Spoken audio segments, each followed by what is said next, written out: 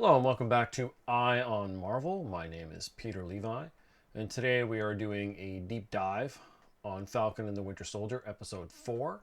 This is a spoiler-filled review, so if you have not watched the show yet and don't want to be spoiled, be warned, wait, watch the episode and come back, because otherwise you will definitely be completely and utterly spoiled for this episode. Before we jump in, just a quick reminder to like, subscribe, hit the bell icon, all that good stuff. It helps the channel, which is great. We'd like to grow a little more. Certainly appreciate those of you who have been dropping by. And if you have any comments, please leave them below. Now, I gave a very brief, oh, maybe not so very brief, but a first impressions of the show when I posted my latest MCU News Digest video the other day.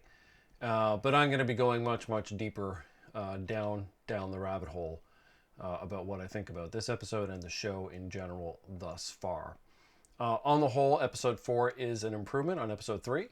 Episode 3 is not a bad episode, but both it and episode 2 have a plot squeezing problem where you have a lot of things happening to characters that just isn't given the proper time to really get the full weight out of what's going on. I think the best episode of the series so far is episode 1. I'd argue it's probably the best episode we've had from Disney Plus, MCU anyway, thus far. 4 is not quite that good. I think you can argue back and forth between episode 2 and 4, which is better.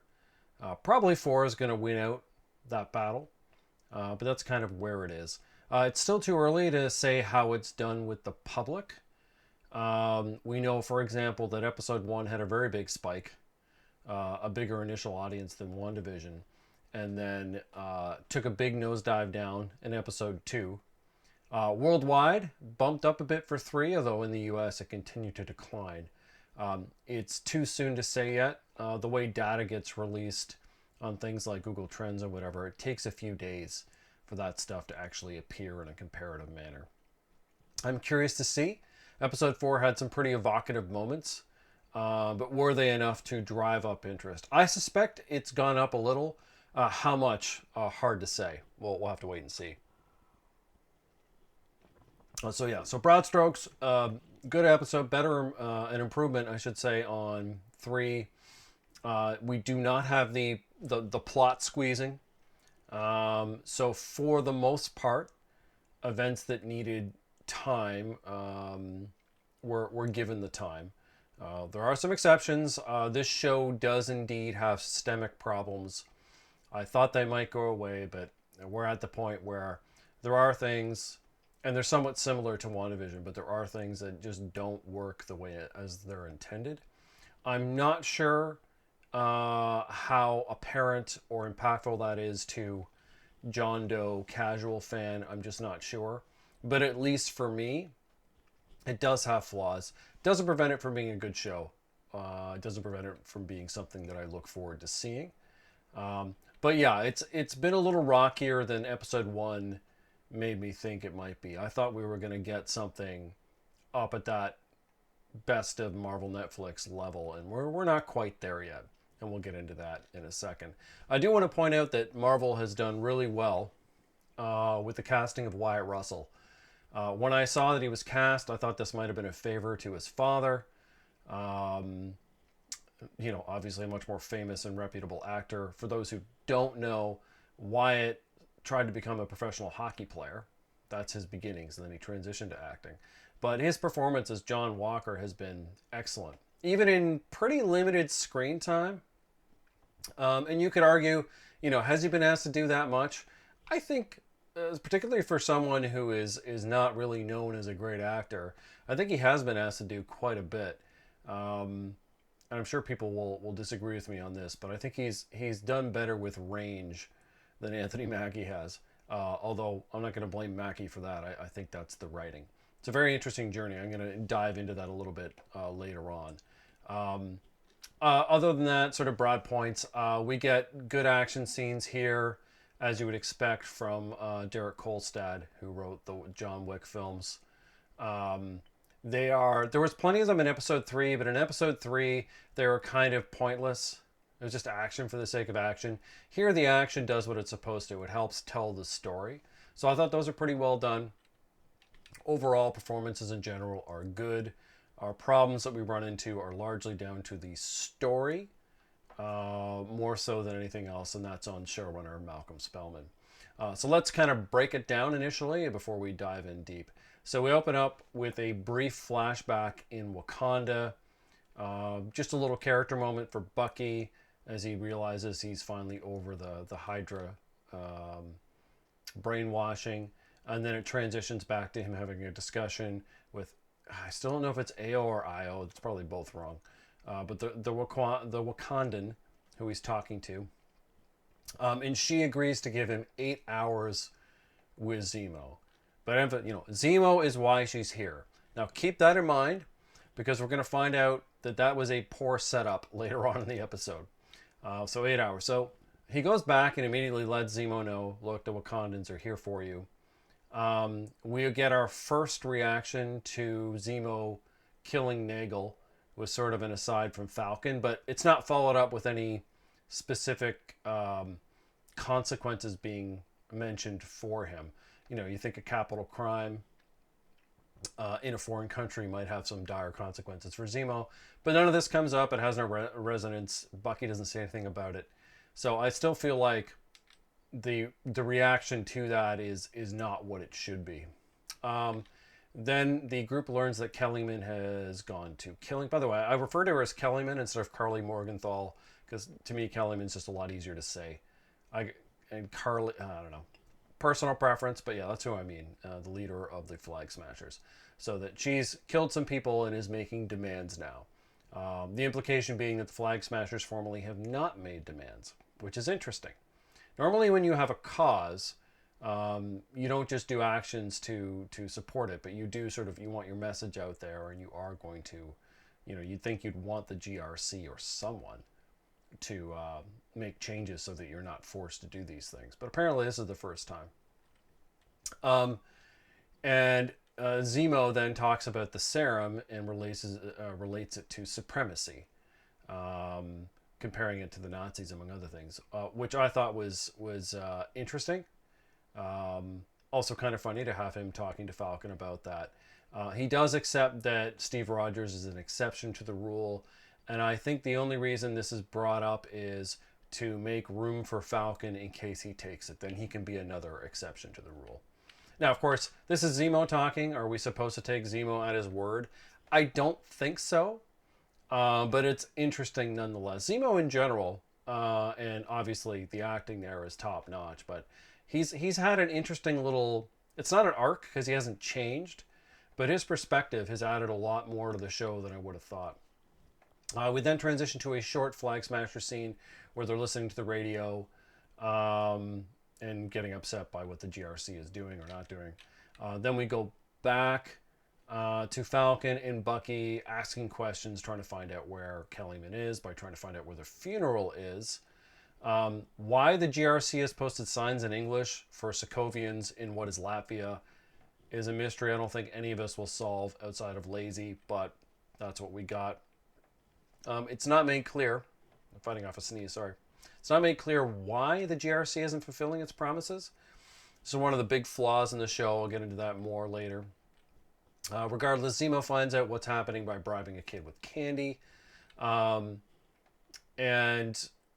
we finally get an explanation after that from Falcon about what the Flag Smashers are missing from the 5-year gap between Infinity War and Endgame.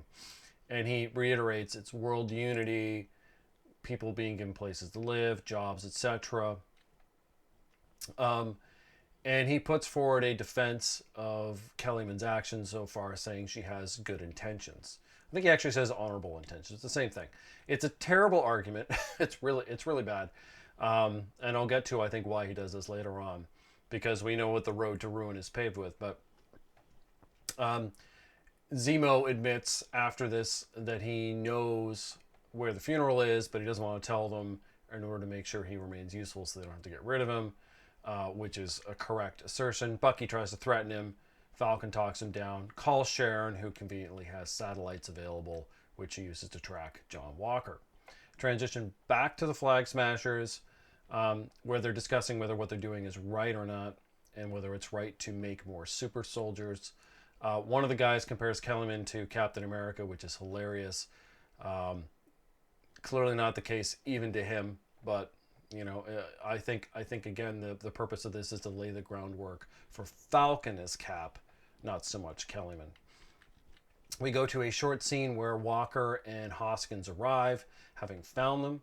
This is again like another in a long string of competency from the two, which is very interesting.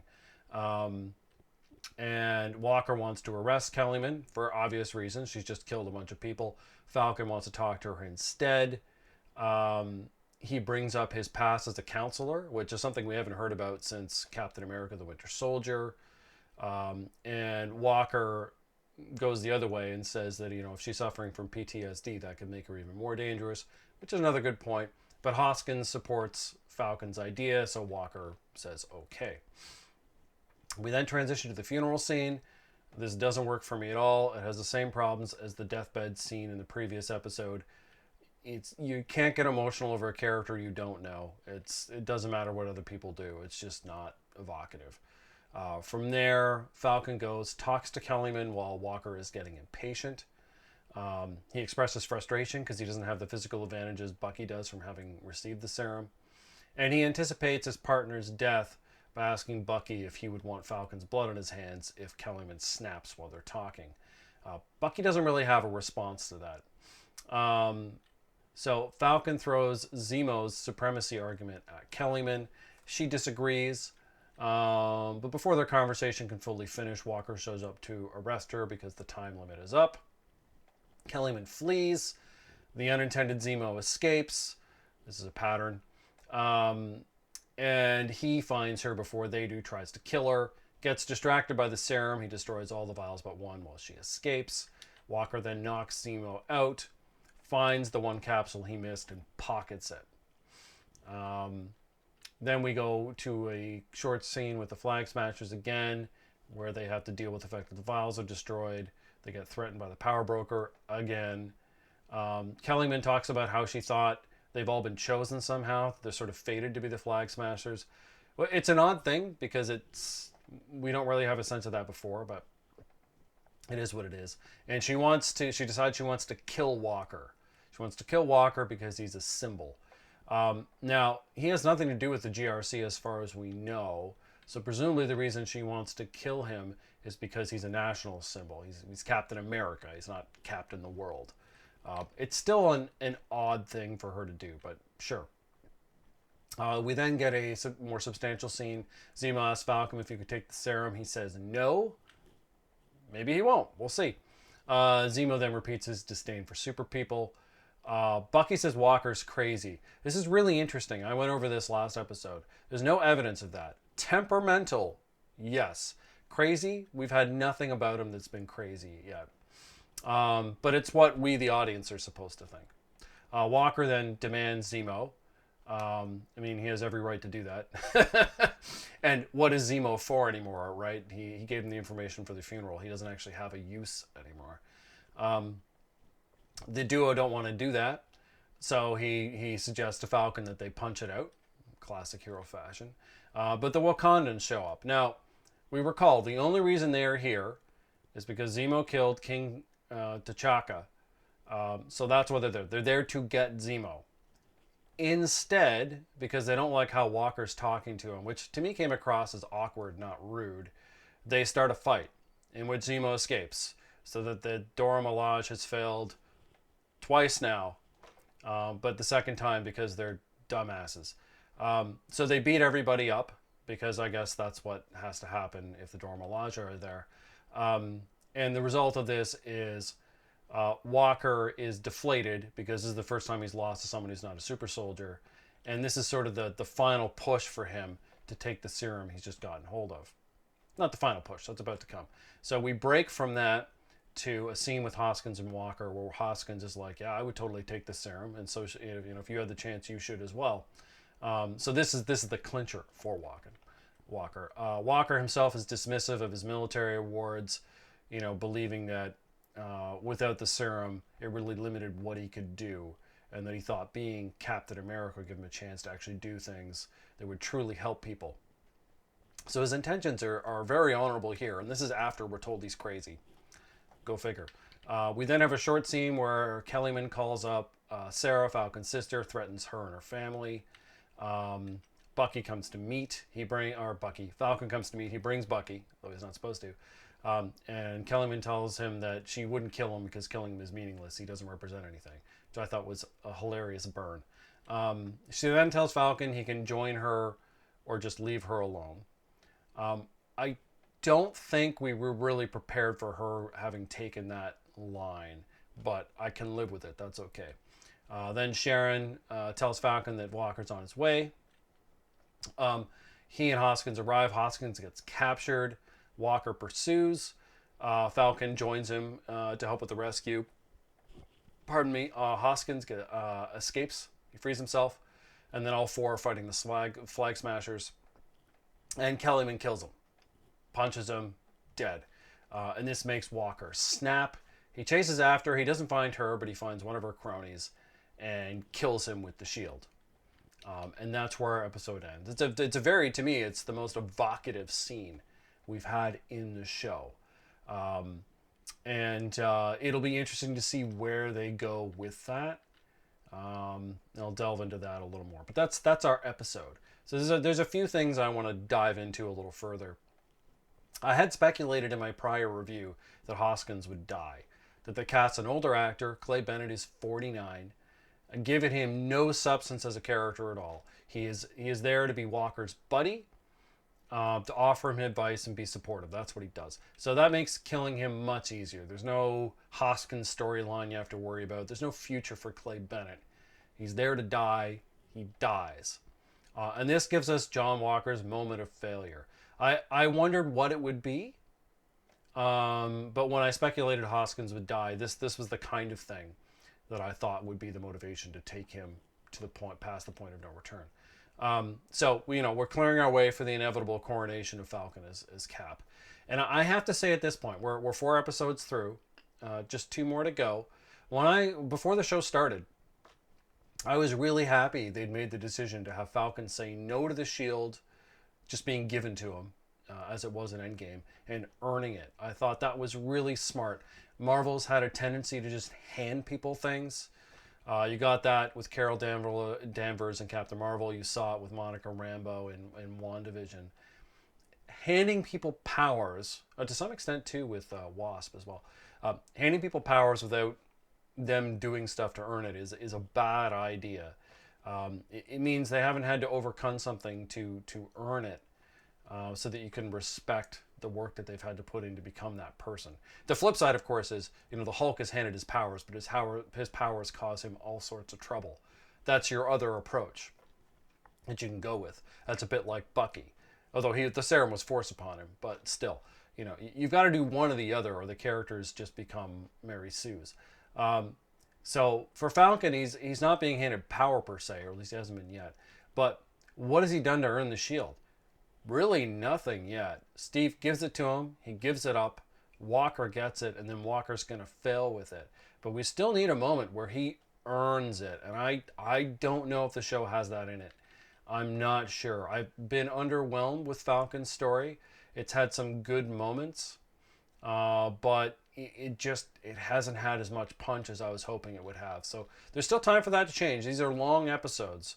So we have, close to 2 hours maybe to play with. So that potential's still there. The GRC. So it took 4 episodes, but we finally understand the picture of the GRC and what the Flag Smashers are all about, even though it's not that complicated. So what is the thesis? So when Iron Man brings everyone back, when all the Snap people return, one of the things that happens is, very understandably, they get their homes and their jobs back. Makes perfect sense. This displaces a lot of people. The GRC is responsible for housing them, feeding them, etc., etc. Very logical. And for whatever reason, the GRC is not fulfilling its mission. We don't know who's responsible. We don't know why this is. We don't know why anyone else is not working towards it. There's no head of the organization. It is incredibly, frustratingly ephemeral. Because it's ephemeral, Kellyman's cause doesn't have any weight. She's fighting smoke. It's a nameless, faceless bureaucracy that we know nothing about. We don't understand why it's failing, why people are supporting its failure. It's just very befuddling, and it saps any sort of oomph that the Flag Smashers could have. But at least we know what it is that the Flag Smashers are hearkening back to, a time filled with opportunity and welcome. So let's dovetail into John Walker. One of the things I would not have expected, or did not expect, going into the show, is that he would have the best arc in the show. But that's what we're at right now. All the other characters who've appeared here, he has the most interesting arc. Even though, other than his initial introduction at the beginning of episode 2, he doesn't get a ton of screen time. What do we know about him?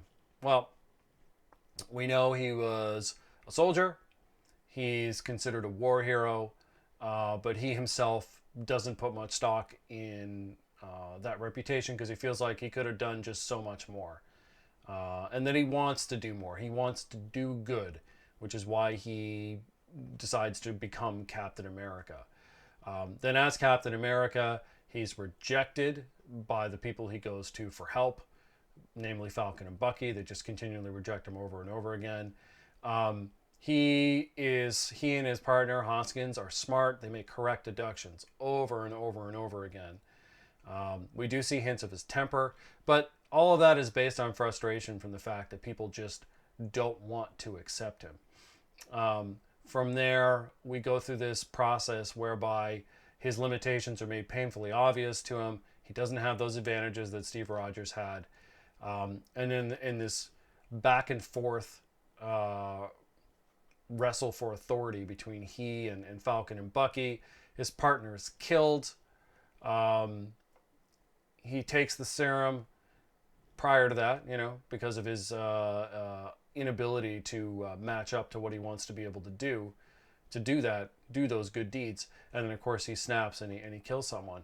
It's an interesting journey. You have someone who has a very positive beginning, suffers the horrors of war, wants to do better, is frustrated in doing so, tries to find a solution to solve those frustrations, and fails. That's an interesting arc to follow. There's nothing else like it in the show. Bucky's introduced with these PTSD problems. Could be really interesting. The show's kind of forgotten all about it. Hasn't been brought up since episode 2. Doesn't seem to affect him at all. Falcon, what's Falcon's problem? He's got a boat. And that boat really hasn't been relevant to him in a meaningful way anyway since the first episode.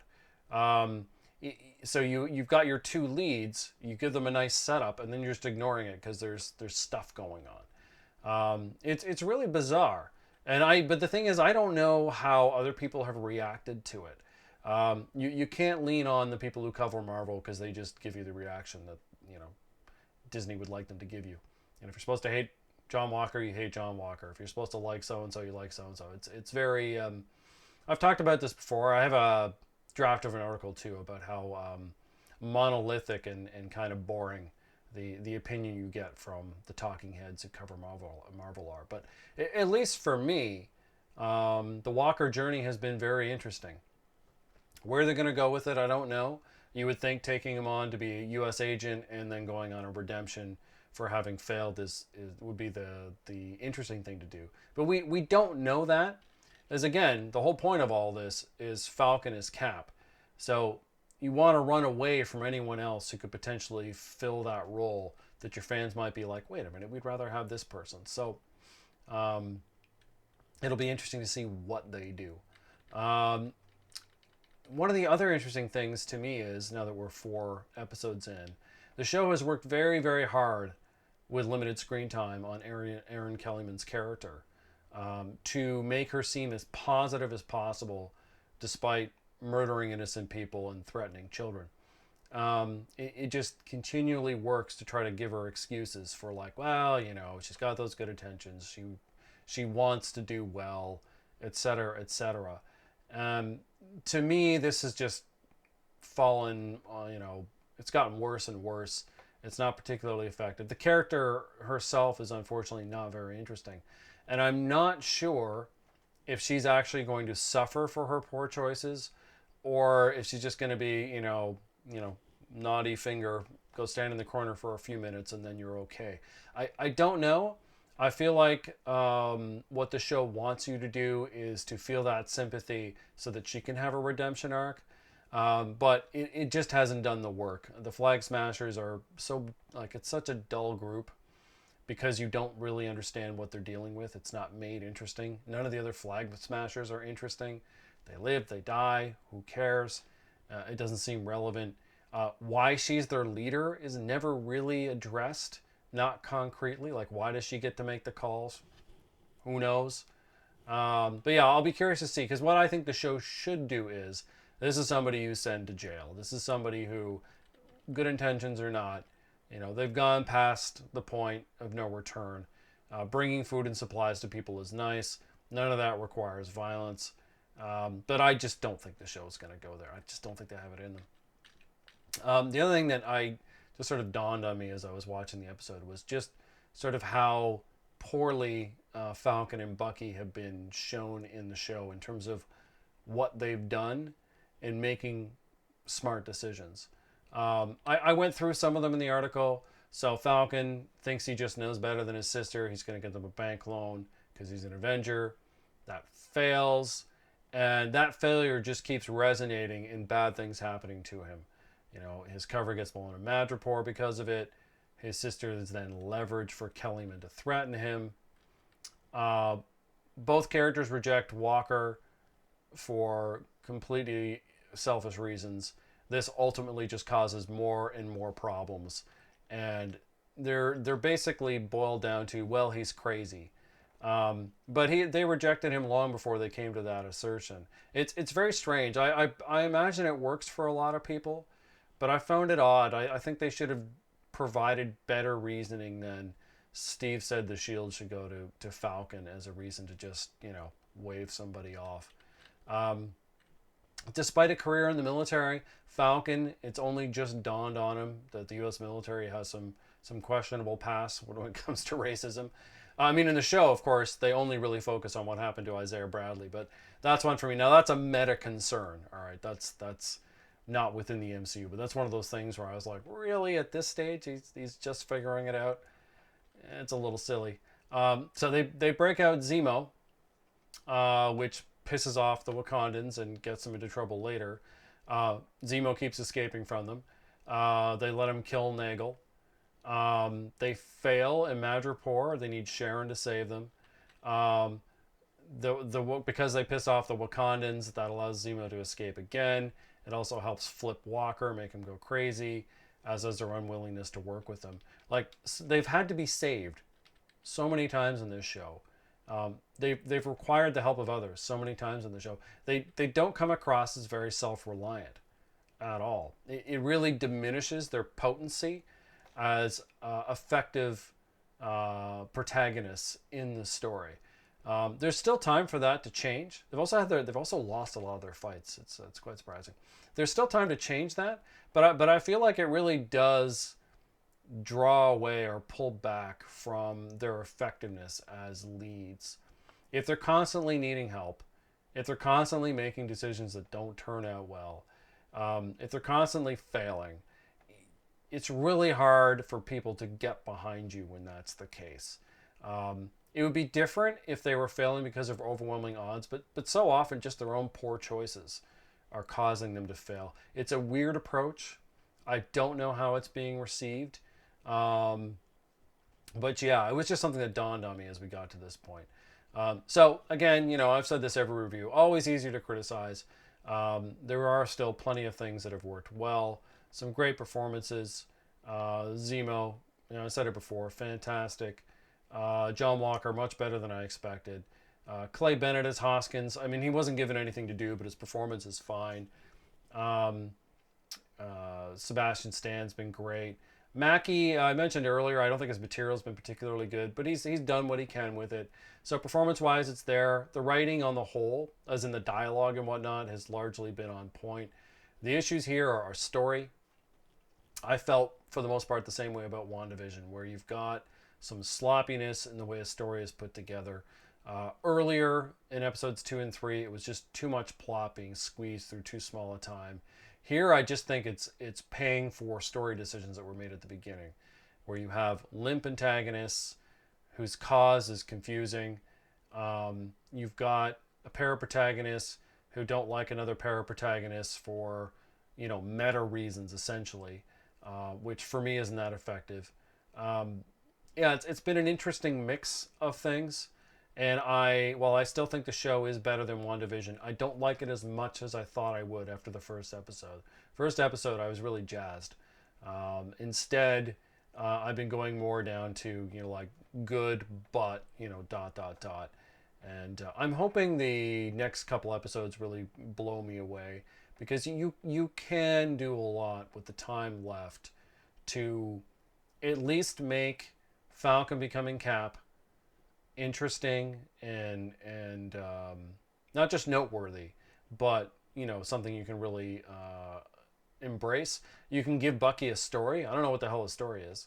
You can wrap up John Walker in an interesting way. I don't know that you can pay off the power broker at this point. I think it's too late. I think if he was going to be important, he had to be introduced earlier. Kellyman, unfortunately, her character is really dull. She's getting towards Tyler Hayward territory where you're just like, please, never again. Just, send her off into the land of, let's just not talk about it. The other Flag Smashers clearly have no future, so we're safe there. And I don't know what else you can draw out of it. Sharon Carter, we did see her this episode, but it wasn't meaningful. And I don't know if she's going to get a chance to have her arc wrapped up. Maybe they go back to Madripoor. Hard to say. But that is more than enough rambling on about this episode. I did enjoy it, despite my criticisms. And I'm curious to see how you felt. What has worked for you, what hasn't, what you're hoping for. I'm always curious what you, the people, are thinking. At any rate, next up for me, I'm not 100% sure. There's always the new stuff rolling along. I have been working on a Wolverine thing, but I'm not quite sure when that'll be done. But there's always a ton of stuff going on, so we'll try to keep the truck on moving at a good pace and put this stuff out regularly. Until then, we will see you all next time.